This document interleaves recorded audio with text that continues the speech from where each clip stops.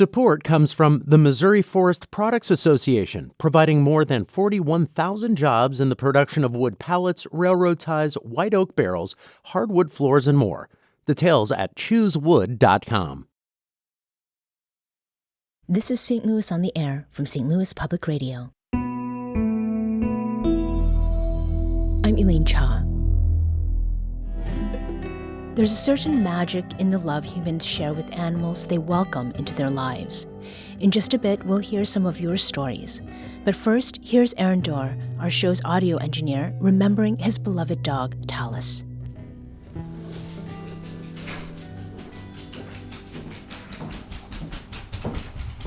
Ever since Amy and I said goodbye to our little white dog last month, I've noticed the squirrels and birds more comfortable in the yard, and it freaks me out.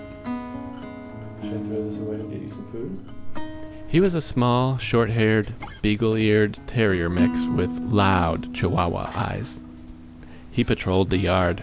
He patrolled the whole block. It's not the stillness in the air, but how our house breathes differently now. We both do. Yes, there are words for this type of thing. Our family has a new rhythm now. He was a spry 14 who liked to swim and dig and play. Al, you want to go swimming? I did think about him dying. I think about myself dying. I always thought he would kind of wander out back and dig a hole in the pampas grass and just, when he was ready, kind of sleep into it would be best. I moved through life assuming that's how it'd go. Amy sees old dogs walking slowly behind their owners and wishes we would have had some of those days too.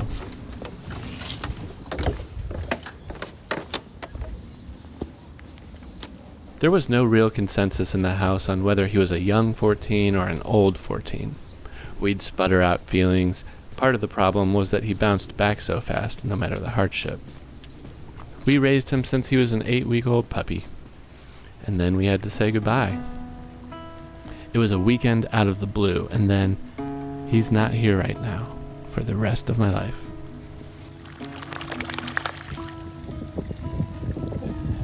I was a quiet mess at work, an inconsolable mess in private, forcing myself to talk to people. Somewhere in there, a coworker stopped me in the hallway and gave me a memoir he had written about the dogs he and his family have raised. It was an awesome hug of a gift.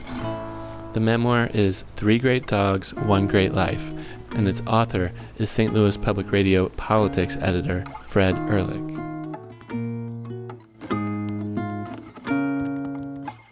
And Fred joins me now. Fred Ehrlich, it is really good to talk with animal people right now. Well, thank you. And boy, your introduction there really touched my heart. It was, I think, kind of like permission to do things like that. Like, I kind of wanted everybody to know, but I didn't want to tell anybody either. And so this is kind of like the audio production in me way of like going through life, actually. Kind of like how you do with writing, right? Exactly. This book was a 2022 memoir. It could actually use some updates because the 3 dogs therein have, well, explain. Well, the last dog in the book, and the book wraps up really with moving and getting a new dog, moving on, and unfortunately, that dog, has passed away. We had to put him down, but we now have a new dog in our life. So the circle continues. Transition number 3. The first transition you had to deal with involved the dog that you and your wife had before kids, and you thought maybe that your family was complete when you did have those kids and that you wouldn't need another dog. I want you to read page 13 and 14 where you're talking about this in your memoir. So our first dog was a beautiful golden retriever named Maggie, and, having to put her down was and still is, all these years later, one of the hardest things I've ever done. I hated coming home and not hearing her scrambling down the hall to greet me. I decided there couldn't be another dog for me, And even if there was, I couldn't go through having to lose one again. I thought Maggie would be our first and only dog, but I was wrong about that, and fortunately so.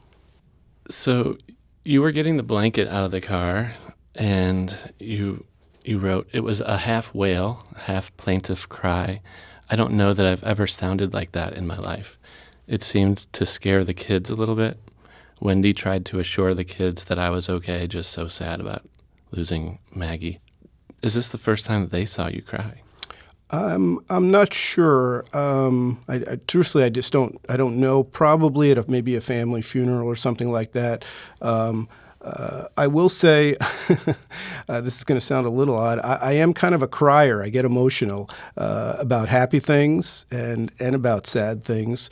But it was definitely, I think, the first time that they had ever seen me that upset when we had to put Maggie down and come home after. Did you think about Maggie being put down or Maggie dying while she was still with you? Did you think about that a lot? Tried not to think about it, of course. The terrible thing about dogs is that they just can't live as long as we do. And so you have to accept that ultimately that you are going to lose them at some point. You hope to have them for a good long time. But yeah, I did think about that as, she was getting older. She was about 12 or 13 when she died, and she'd been through a lot. And people always said that when you have a dog and it's time, you'll know it. And they were right. Came down for breakfast one morning, and she had peed on the floor, and she was laying in her pee, which is obviously uncharacteristic. And I tried to, get her up and couldn't get her up. I tried to give her a treat. She wouldn't take a treat, which was really uncharacteristic. And you just know, that she was alive, but the life was out of her at that point. You're right. Just like when you have one child and then you have another, you don't love one more than the other. Your love expands to cover both. So getting another dog after losing one requires a balance of proper grieving and understanding how grief works. It took me years to understand this. Being a dog lover means a lifetime of dogs, not a dog for your lifetime. First of all, you could do well at Hallmark with some of that. I'd not heard that line before. Did you come up with it? I did. Yeah. Yeah, that was original. And it's how I feel. And it took me a while to get there. I will say that I have a very good friend in Florida, a fellow dog lover, and his philosophy, he's had many dogs in his life, it was just what I was talking about before, that they can't live as long as humans. So, you just have to appreciate it while you have them, and know that, and love them, and they love you. And at some point, it's going to be over, but that's okay, because you've given the dog a great life and they've given you all this unconditional love. And then you get another one, and that one is going to have a different personality, and it's going to be a whole nother start over, and it's going to be good. The 3 golden retrievers on the cover of this memoir, how'd you decide on the pictures? Well, I just thought that all of them they all had different personalities. They all had fun personalities in general. There's a picture that's not on the cover, but that's there in the book of Elsa, who was kind of I would call her a firecracker, and she was actually born on the 4th of July, ironically, and one of the few dogs that I've known is not afraid of fireworks. But anyway, I bring this up because one day we came out, we had our deck, we had a table out on the deck, and there was Elsa. She's very young, she's a puppy, maybe a couple months old, was standing on top of the table, just like looking at us. I don't know how she exactly got up there, but she did. And, so the pictures that are in the book all try to tell a little bit, or I think represent a little bit of their personalities. One of the things that's helped me is a suggestion I found reading an article was to take, and we have, now Amy and I have 708 pictures and videos in a shared album on our phone. Of those, I fixed up 332 for an album that shuffles them into my lock screen on my phone.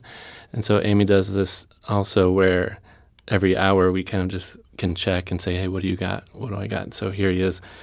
just a close-up of him sleeping on the couch looking out the window. But what kind of digital artifacts did you feel like you had to clean up and make room for? Was that a process? It was more for my wife than for myself. She's like the keeper of the photos and all that stuff in our house.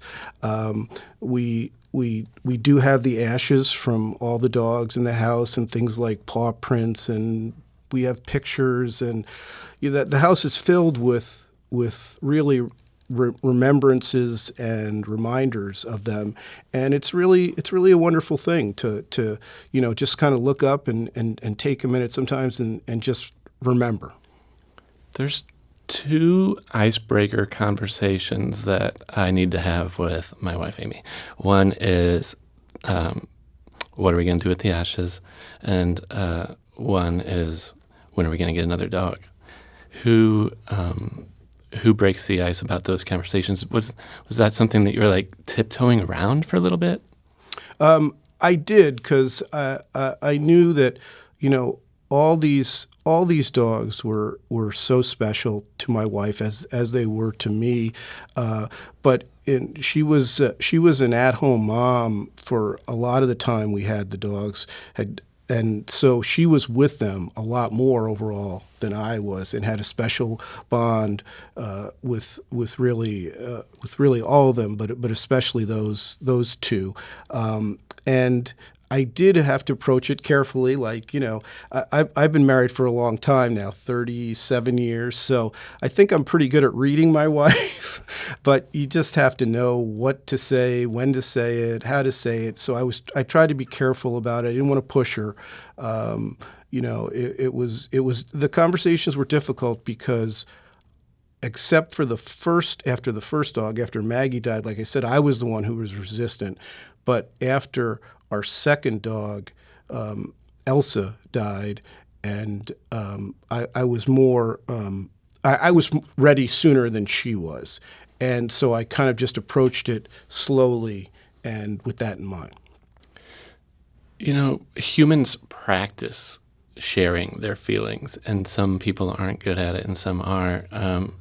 I think there's an innate value in the grounding the type of companionship from a dog provides, because they don't have to practice sharing their feelings. They're always reflecting back the true selves from whatever we give them.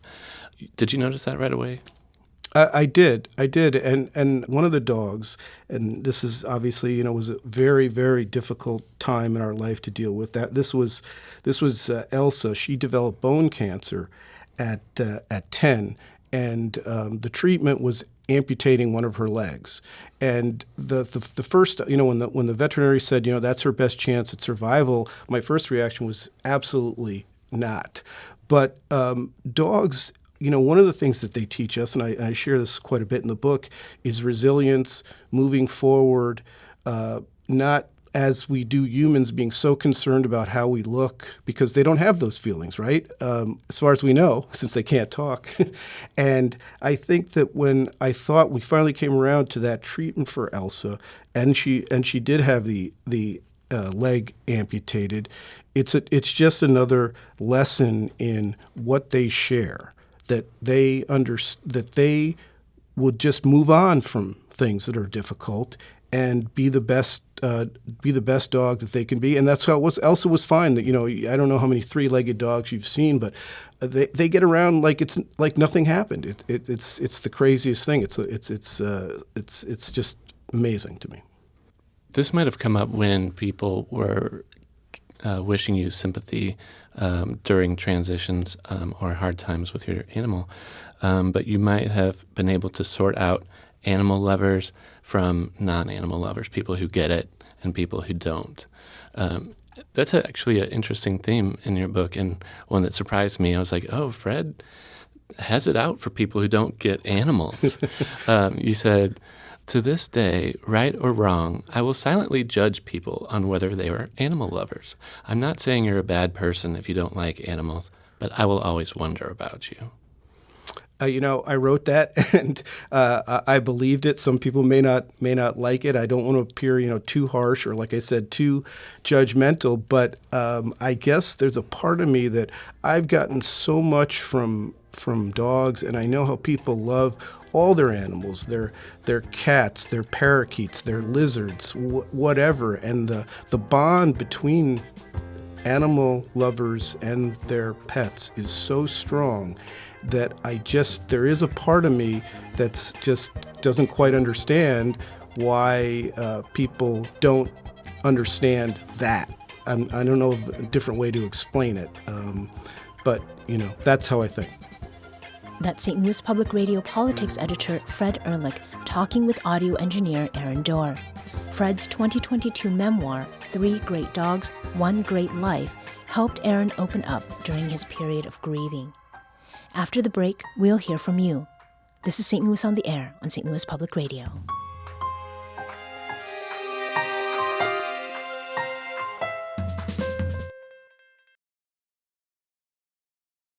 Support comes from the Missouri Forest Products Association, committed to conservation and careful management of the state's forests to make them more resilient and better habitats for wildlife. ChooseWood.com.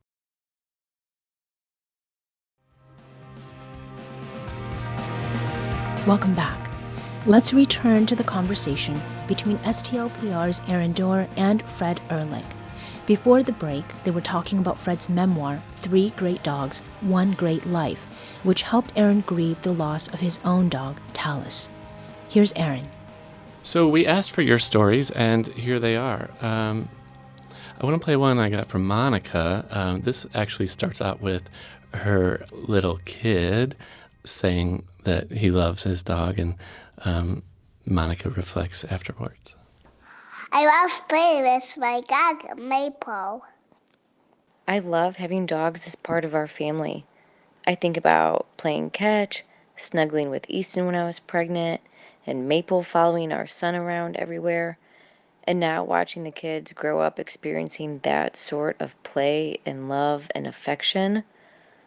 It's just hard to put into words, especially since we miss Easton every day, how significant and special it all is. I mean, what a good example of pure love, and dogs are just always happy to see you. And when they get along with your children, it must be the best thing in the world. Absolutely. Like I said, I have 2 kids. They're grown now, but they were young most of the time when we had our dogs. And, the dogs become part of the family. They really do. And we treat them often like our children. And the interaction then between our children and the dog, as Monica just described, is special. And it's a special kind of love, too, I think, that especially a young child has for a dog. We got this from Beth. She was going through a rehab with her dog. A lot of times the dogs help us through our traumas, and this is the other way around. Here's Beth. He was 3 years old and had come from some very difficult circumstances that left him pretty traumatized, and it made the world a very scary place. He had some pretty significant psychological and behavior issues that we worked really hard to help him overcome. And although he was an extremely intelligent dog and learned so quickly and could do any trick we taught him, could do any puzzle or game that we played with him, he was unable to overcome that trauma. And sadly, we chose to euthanize him after 6 years of exhausting all available veterinary and behavioral treatment.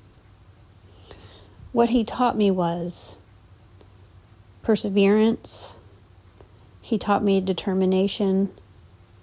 He taught me unconditional love. And he taught me that no matter how hard I try, there are some things that I won't be able to do, and some issues I won't be able to solve. Yeah, and we got another message from Ace, who went through some guilt about that. guilt over feeling like you should be able to ease their suffering or even prevent it. Is that something that people said your book helped them with? Well, not only that, but it helped me, actually. I write about that in the book when I make the point, again, getting back to Elsa, the dog with the cancer. We had her leg amputated, and she was doing great. And then, unfortunately, the cancer had spread and came back, and then there's nothing we can do about it. So about 4 months after the amputation, she died. We had to put her down. And that was so hard after what we had put her through. Like, we felt awful. Like, should we have not done it in the first place, for example? And I think what that taught me and what I heard from the woman before was, sometimes your best isn't good enough, no matter what you do. And unfortunately, sometimes with dogs, and again, one of the reasons I wrote this book was just to talk about the lessons that I learned from having dogs, was sometimes you just have to accept reality, no matter how hard it is, when you've done all you can, and then move on. And that's life. We got a message from Lynn, who talks about her special companions. I want to hear this. I grew up with dogs. All my life we've had a dog. In fact, for 40 years we had Australian Shepherds. When our last dog died, it took a while for us to get another one. And we ended up with a Great Pyrenees. He was an adult rescue dog, and he was something. He was just beautiful. We'd only had him for, about a month. And he heard a noise when he was out walking, and he jumped in front of me. He wouldn't let me walk until he figured out what was going on. That was really special to me. And yes, we've had dogs die. It's hard to get over. The last one was the hardest. I don't know if we'll get another dog, but they are special companions. She said that she's had 40 years of Australian Shepherds, and you've had so many years of Golden Retrievers. And when I browse around, Facebook really wants me to know about all the adoption agencies in St. Louis all of a sudden. And all the ones that I want to share with my wife all look like Tallis. I guess I can't help but wanting to replace that in some way.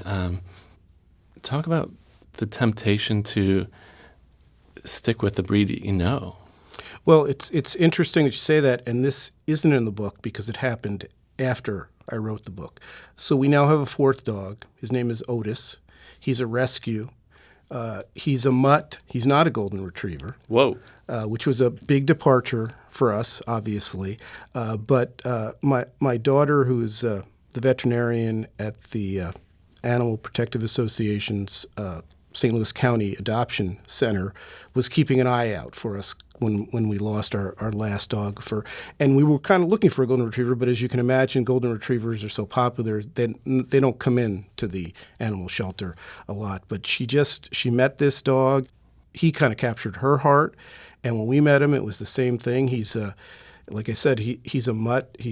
I would describe him as a St. Louis brown dog. He's much smaller than a golden. He's about 35 pounds, but he's sweet and he's loving. And I cannot stress enough the need to adopt dogs. There's so many dogs out there looking for good homes, and I say that as someone who had two purebred Goldens first, and then our third dog, Ranger, was a Golden. He was a rescue.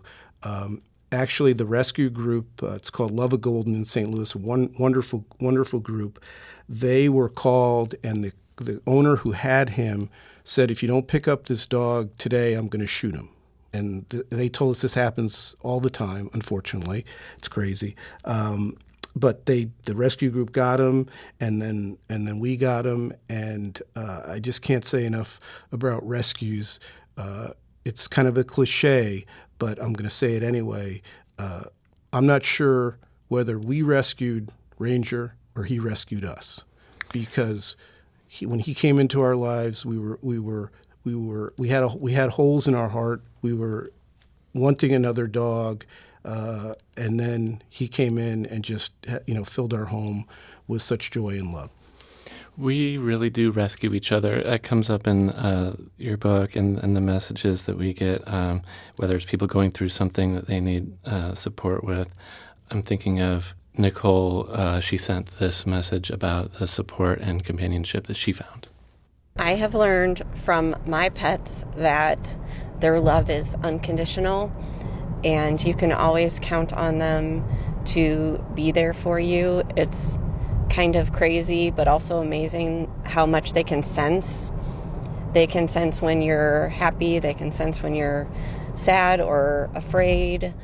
And I remember when I was going through a really tough time a few years ago, one of my dogs literally did not leave my side.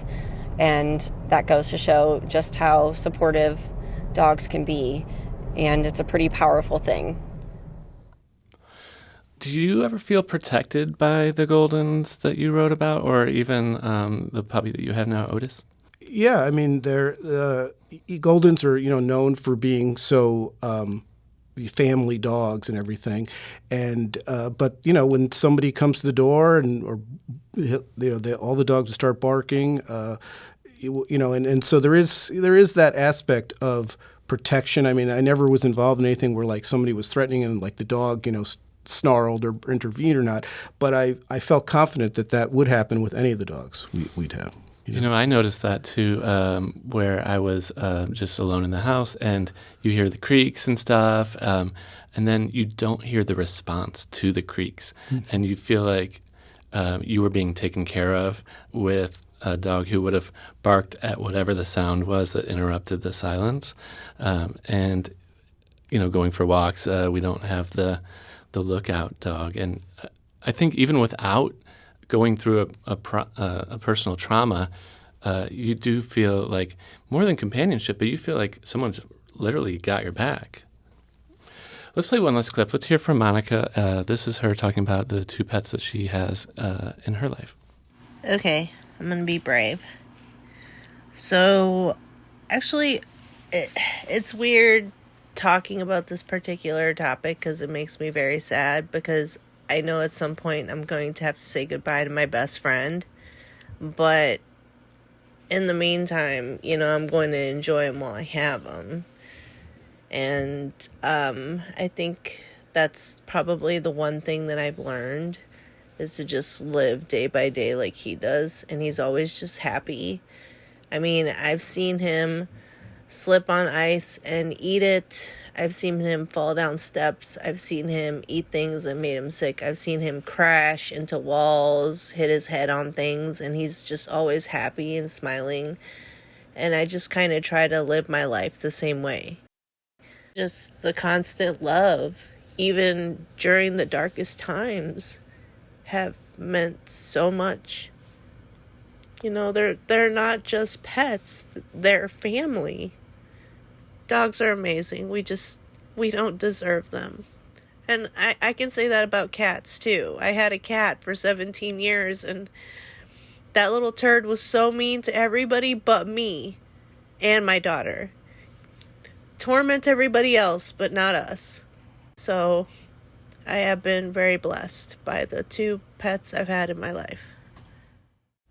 Does it count as an animal person who, quote unquote, gets it if it's a cat? Yes, whatever. Cats count? Cats count. Everything counts. Lizards, snakes, whatever you want to give love to and get love back from an animal or companionship, it all counts. It's all good. Fred Ehrlich, a co-worker of mine who stopped me in the hall to give me a memoir you wrote about life with dogs during my bereavement. I needed that, and you made a big impact on me, and I really loved talking with you. Well, I appreciate you having me on and sharing, my story and your story. I know how much love people have for their pets, and I know how hard it is to lose them.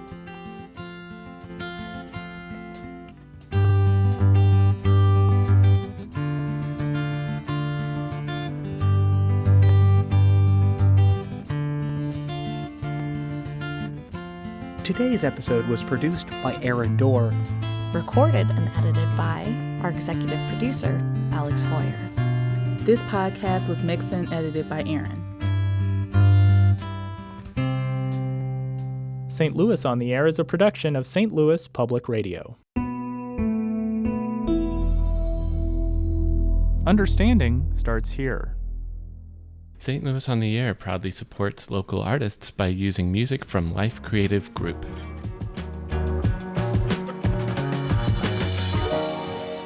Do you find yourself regularly listening to episodes of St. Louis on the Air? Suggest us to a friend you think might enjoy our conversations. And leave us a review and rating on Apple Podcasts on the App Store. It's the simplest way to help people discover our show. Thanks. St. Louis Public Radio is a member-supported service of the University of Missouri St. Louis.